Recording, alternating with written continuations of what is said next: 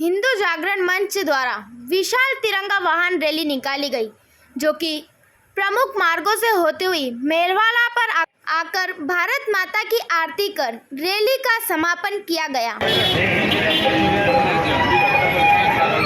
समापन में भारत माता की आरती रहेगी।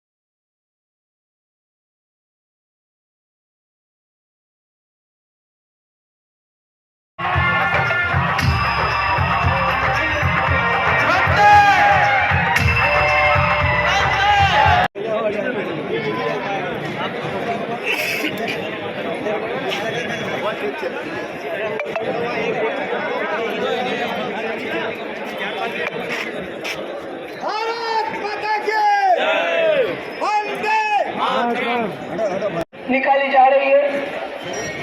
श्री राजेश जी भाई साहब से निवेदन है कि वे अखंड भारत के ऊपर हमें उद्बोधन प्रदान करें। राजेश जी भाई साहब। माता की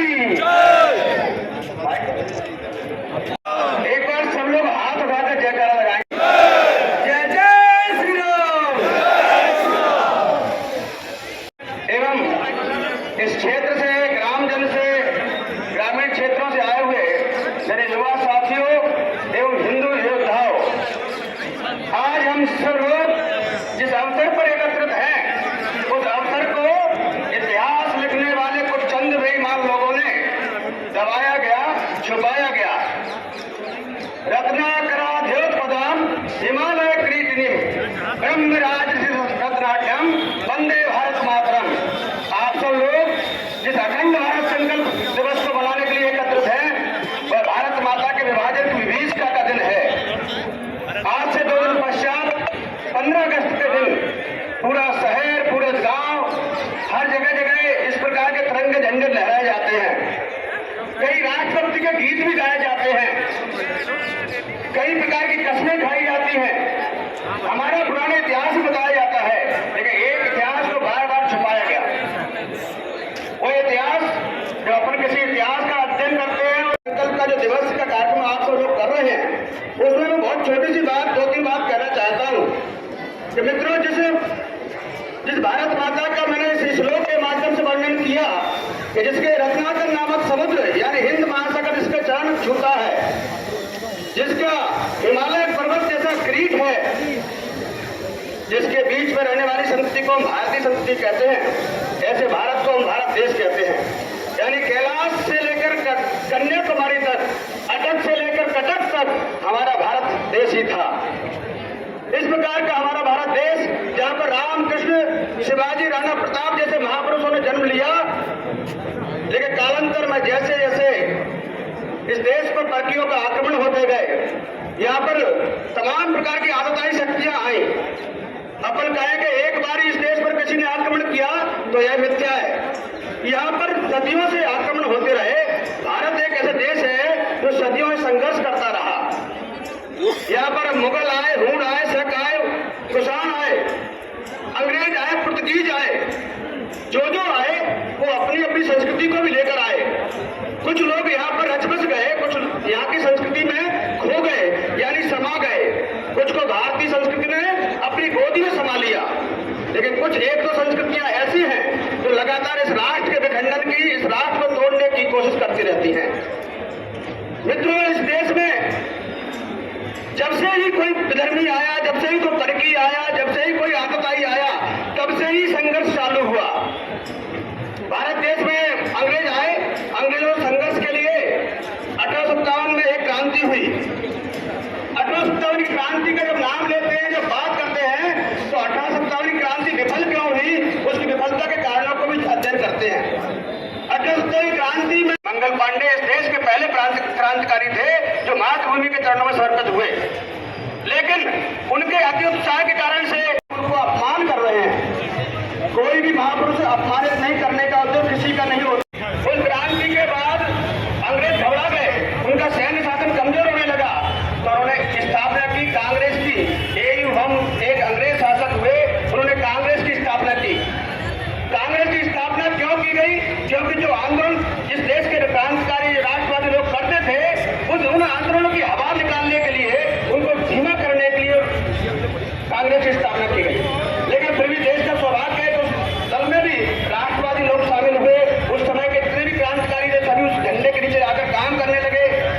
और 1905 में अंग्रेजों ने एक अपनी कपटी योजना बनाई, भारत की पहली विभाजन की योजना बनाई, बंगाल विभाजन। 1905 में जब बंगाल के विभाजन की योजना बनाई गई, तो पूरे देश में का जनमानस ने उसको स्वीकार नहीं किया और पूरे देश में आंदोलन हुआ। बंगाली सनातनी है, इनके फोर फादर सभी हिंदू हैं, इसलिए कोई भी बाहर से नहीं आया, कोई फर्की नहीं है, सभी इस देश के हैं, सभी को इस देश में ही रहना है। अखंड भारत की जब बात करते हैं तो लोगों को बड़ा भय होता है कि आज इतने हैं तो कल और आ जाएंगे तो क्या होगा।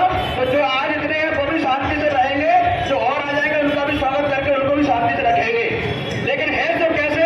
हिंदू भाव को जब जब भूले आई विपद महान, भाई छूटे धरती खोई मिटे धर्म संस्थान। हम अपने कर्तव्यों को भूल जाते हैं, अपने आप में खो जाते हैं, अपने निस्वार्थों के लिए काम करने लगते हैं, तो फिर विपत्तियां आती हैं। देश का विभाजन भी होता है। 1905 के बाद देश की आजादी की लड़ाई में कुछ ऐसे ही घटनाक्रम घटे। खिलाफत आंदोलन हुआ, जिस खिलाफत आंदोलन से भारतीय राजनीति का, भारत का आजादी का कोई संबंध नहीं था। गांधी जी ने हमारे लिए प्रातः स्मरणीय बंदी है। भारत की राजनीति में, भारत की स्वतंत्रता में उनका बहुत बड़ा योगदान है। लेकिन किसी का अध्ययन करते समय उसकी गलतियों का भी अध्ययन करना पड़ेगा। और गलतियों में पहली प्रथम गलती उस कुश्ती की गलती है, क्योंकि उन्होंने मुसलमानों को खुश करने के लिए बात रखी थी। और खिलाफत आंदोलन का जो समर्थन किया, भारतीय राजनीति में काम करने वाले, उस कांग्रेस में ही काम करने वाले बहुत बड़े बड़े नेताओं ने उसका विरोध किया था। उसके बावजूद भी उन्होंने उसका समर्थन किया। धीरे धीरे करके जो जिन्ना कभी तक राष्ट्रवादी था, वो बाद में उनके सपोर्ट में चला गया और मुस्लिम लीग की स्थापना करता है। मुस्लिम लीग की जब स्थापना करता है तो देश के अंदर विभाजन की शुरुआत होती है। मुस्लिम लीग की शुरुआत करने के लिए भी अंग्रेजों का ही श्रेय जाता है, क्योंकि उससे पहले बंगाल के अंदर आगा खां विरोध करते हैं भारत के विभाजन का। वही आगा खां के नेतृत्व में मुस्लिम लीग की स्थापना की जाती है, भारत की एकता और अखंडता को तोड़ने के लिए। बाद में मुस्लिम लीग की डिमांड बढ़ती गई और भारत का वह दुर्भाग्य दिन आने लगा, जिस दुर्भाग्य से भारत को आज सब हम सब लोग पीड़ित हैं। आज आप सब लोग इतने विराट संख्या में एकत्रित हुए हैं अखंड भारत संकल्प दिवस की, इस दिवस को मनाने के लिए। इस दिवस को मनाने का उद्देश्य केवल यही है कि 47 के बाद जो पीढ़ी पैदा हुई, आज हम 74वां या 76वां स्वतंत्रता दिवस मनाएंगे। और इस 70-75 साल के अंदर देश के अंदर 3, 4, 5 पीढ़ियों ने जन्म लिया। उन पीढ़ियों को नहीं पता कि हमने आजादी तो प्राप्त की। आजादी प्राप्त कैसे की? क्यों नहीं होती? क्योंकि विभाजन के जो दोषी थे, जो विभाजन के लिए जिम्मेदार थे, उन्होंने अपनी गलतियों को, अपनी कमियों को छुपाने के लिए कभी इस सत्य इतिहास की चर्चा नहीं की। इसलिए उन्हीं को स्वीकार नहीं करते, हम स्वीकार नहीं करते, इस देश का पूरा जनमानस भी स्वीकार नहीं करता। और जब जनमानस किसी बात को स्वीकार नहीं करता है तो एक ना एक दिन उसको रद्द होना ही पड़ता है। बंधुओं, आप सब लोगों को एक देश का हुआ जिसका नाम जर्मनी है। उस जर्मनी का अंदर इतना विकट विभाजन किया गया कि दो जर्मनी बनाकर पूर्व जर्मनी और पश्चिम जर्मनी बनाने के बाद उसमें एक दीवार खड़ी कर दी गई। दीवार खड़ी करने के बाद उस जर्मनी के समाज ने उसको स्वीकार नहीं किया। इसलिए मैं आप सबसे अध्ययन करने का आग्रह करता हूँ, आप सबसे बात करने का आग्रह करता हूँ। अखंड भारत की चर्चा कीजिए, अखंड भारत की बात कीजिए, अखंड भारत को बार बार स्मरण कीजिए, क्योंकि यह माता का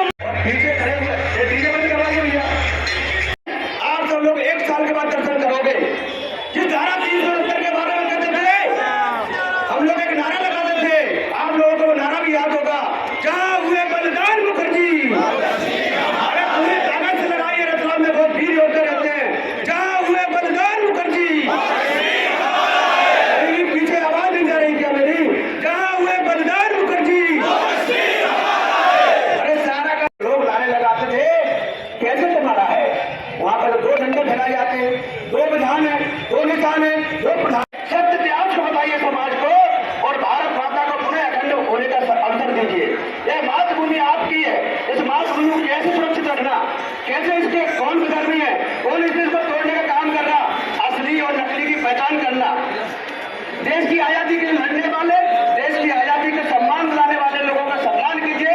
जो देश को तोड़ने का काम करते हैं उनको जिस प्रकार से जवाब देना पड़ेगा उस प्रकार से जवाब देने की कोशिश कीजिए। मातृभूमि के इस पावन पर्व पर 2 दिन बाद इस मातृभूमि का स्वतंत्र दिवस मनाते हैं, लेकिन उस स्वतंत्र दिवस से पहले 14 अगस्त आता है। 14 अगस्त के इस अवसर पर हम सब लोग अखंड भारत संकल्प दिवस केवल और केवल इस उद्देश्य से मनाते हैं कि यह जागृति अपने जनमानस से बनी रहे कि हमारा जो आजादी हमको प्राप्त हुई है यह आधी अधूरी आजादी है। कर सकेंगे वह दिन दूर नहीं है, जल्दी आने वाले हैं, जल्दी आएंगे। बस विश्वास रखिए और अपना दृढ़ संकल्प जीवित रखिए। इस संकल्प को बार बार दोहराना है। एक संकल्प को आप सब लोग दोहराएंगे, मैं बोलूंगा इधर से आप लोग दोहराना। जो हाथ खड़े कर सकते हैं वो हाथ खड़े करना। तेरा बेरोज अमर रहे मां, मैं जो बोल रहा हूँ उसको दोहराना। हम दिन चार रहे न रहे, तेरा बेरोज अमर रहे मां,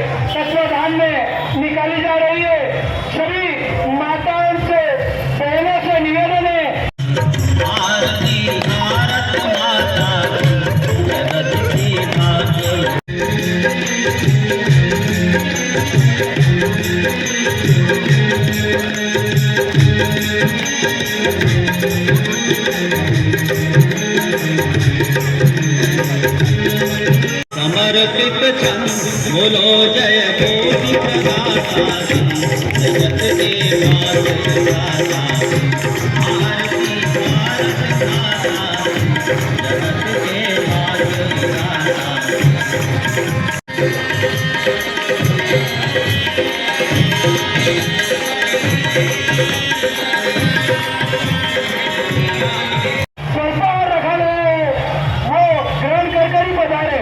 सभी कार्यकर्ताओं से निवेदन है कि भारत माता की आरती एवं स्वल्पाहार के पश्चात ही बजारे। सभी कार्यकर्ताओं से निवेदन है कि भारत माता की आरती के पश्चात स्वल्पाहार रखा है तो कृपया स्वल्पाहार कर ही बजारे।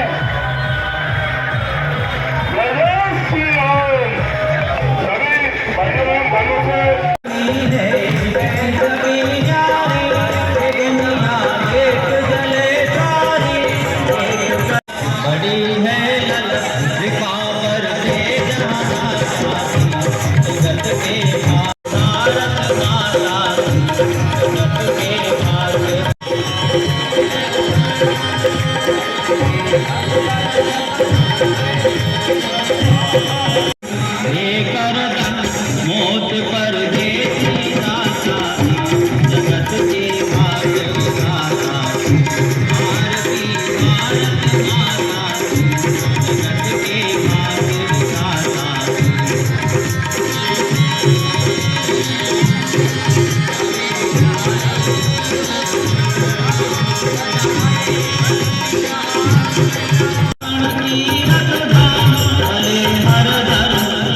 शुभ कर लड़े बेशन बनी श्री राम दाता जगत के भाग्य विधाता आरती भारत माता जगत के भाग्य विधाता।